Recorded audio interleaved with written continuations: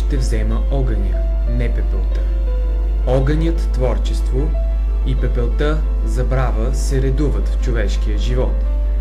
Дали ще пламнат въглените от огъня, зависи от тези, които се връщат към пламъка му. Те могат да разравят пепелта и тогава жаравата отново ще се разгори, ще заблести и ще стопи забравата. Диханието на времето възпламенява угасналия огън, раздухва пепелта. Разравяйки пепелта на миналото, пред очите ни подобно на феникс, изниква огнения образ на историческия изполин Димитър Горов. Той безспорно е една от големите исторически личности на България, с огромен принос в революционните борби на българския народ през Възраждането. Един от символите на онази епоха и на онова революционно общество, които така ни възхищават и покоряват и днес.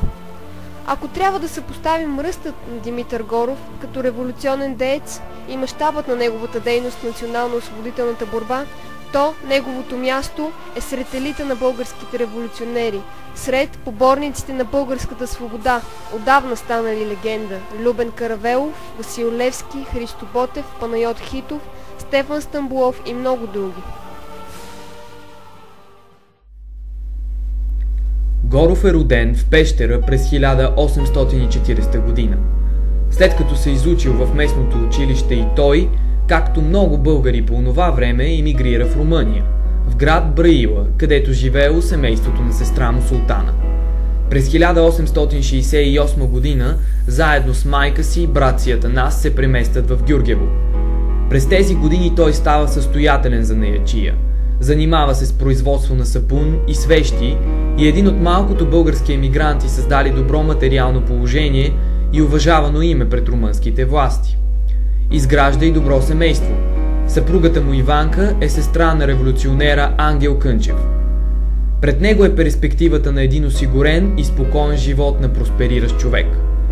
Определено Горов не спада към онези известни емигранти, гладуващи, студуващи, бедстващи, напуснали родните си домове, оставили родители, семейства, близки, избрали свободата, скитащи немили, недраги в негостоприемната чужбина.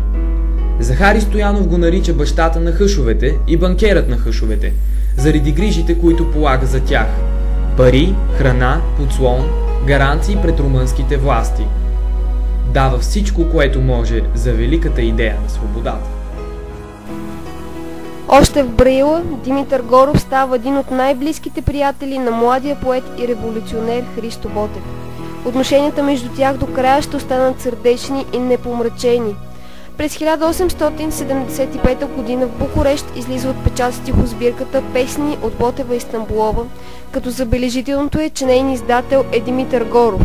Неоценима е неговата заслуга да осигури и финансира отпечатването на безсмъртните и вечни стихотворения на Христо Ботев. Само този негов жест му определя почетно място в духовното развитие на нашата нация, в появата на този недостижим връх в българската литература. Както твърди Стоян Заимов, едно от най-хубавите си стихотворения, Одата Хаджи Димитър, Христо Ботев е написал именно в дома на своя приятел Горов.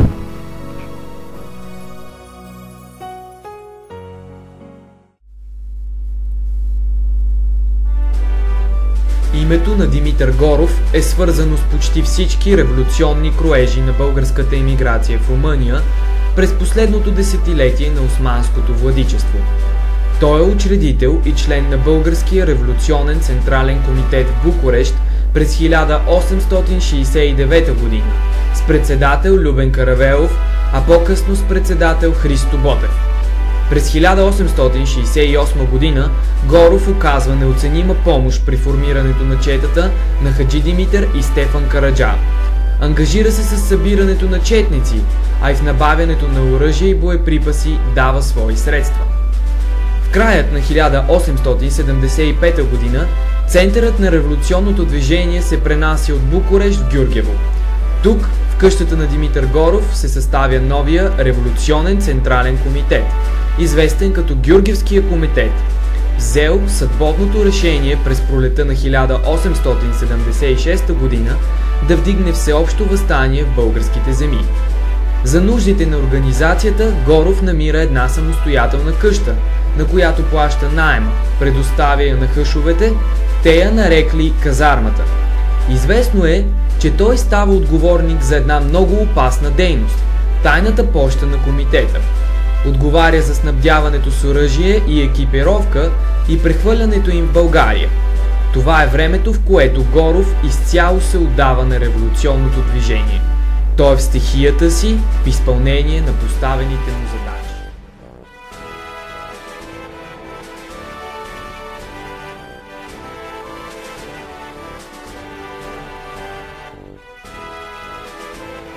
Априлското въстание през 1876 година е връхната точка в национално-освободителните борби на българския народ срещу османско владичество и един от главните му организатори е пещерецът Димитър Горов.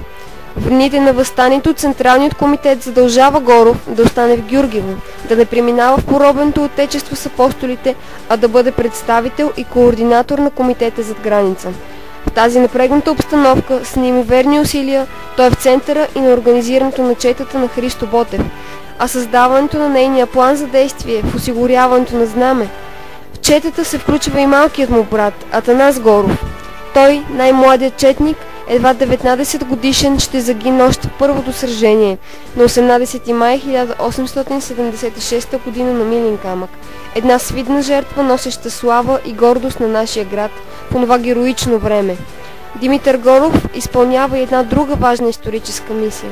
Качвайки се на кораба Радецки и отплавайки за Козлодуй, Христо Ботев предава на него, един от най-добрите си приятели, писмото завет до жена си Венета, личния си архив с писма до другарите му и джобното си тефтерче, телеграми към европейските вестници.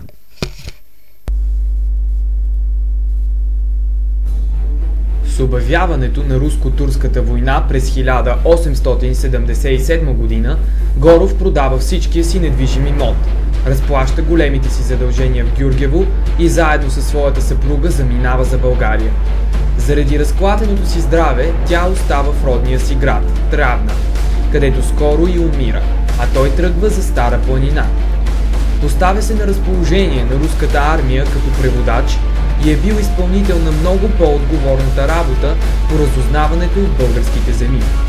И в този случай приносът му към извоюването на жадуваната свобода е повече от забележителен.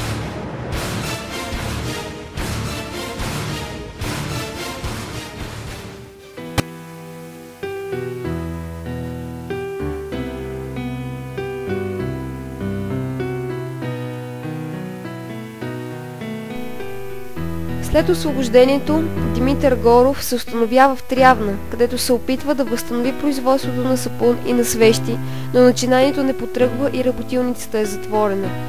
Тук той се венчае повторно. На сватбата му с Цветана, която е дъщеря на местния патриот поп Койо Витанов, кумува лично старият му приятел Стефан Стамболов. Тъй като го налегнал с тиромажията, се наложило да си търси работа.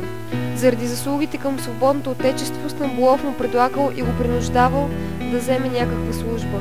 Горов отначало отказвал, но неволята го принудила и той ставал полийски началник в село Дерманци, по-късно в Разград и в Плевен. През 1881 година се разболява тежко и умира, твърде млад, само на 41 години. Погребан е с почести в Трявна, а през 1950 година останките му са пренесени в Пещера, неговия роден град, и са положени тържествено в паметника Косница в градския парк. Взимайки предвид всичко казано, с гордост можем да заявим, че Димитър Горов е олицетворение на нравствени ценности и духовна чистота, която винаги е осветлявала и ще осветлява най-добрите български революционери и възрожденци.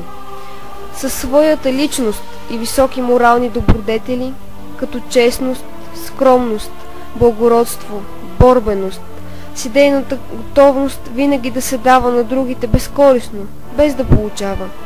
Димитър Горов и днес, след 170 години, е жив пример и е повече от всякога актуален. Димитър Горов и неговото семейство са ни нужни, като еталон за поддържание в днешното общество, затънало в корупция, престъпност и безчестие. Общество, в което изчезват моралните добродетели. Димитър Горов е звезден миг от възрожденска България. Той е и ще си остане гордост и слава не само за родния си град Пещера, но и за цяла България. Горди сме, че той и неговото дело са олицетворение на силата на българския национален дух и националния характер.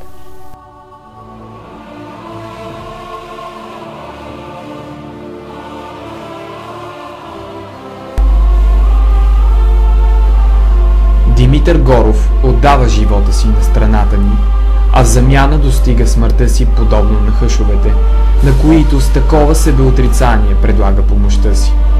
Немил, клет, недраг и по-лошо от всичко – забравен. Затова нека поне днес, след близо 2 века му дадем заслуженото. И нека изровим от пепелта на миналото горящия образ на тази решителна, непоколебима, жертвоготовна личност Димитър Горов. Може би така ще се разпали и любородната искра, която изглежда е изгаснала в сърцата на българите.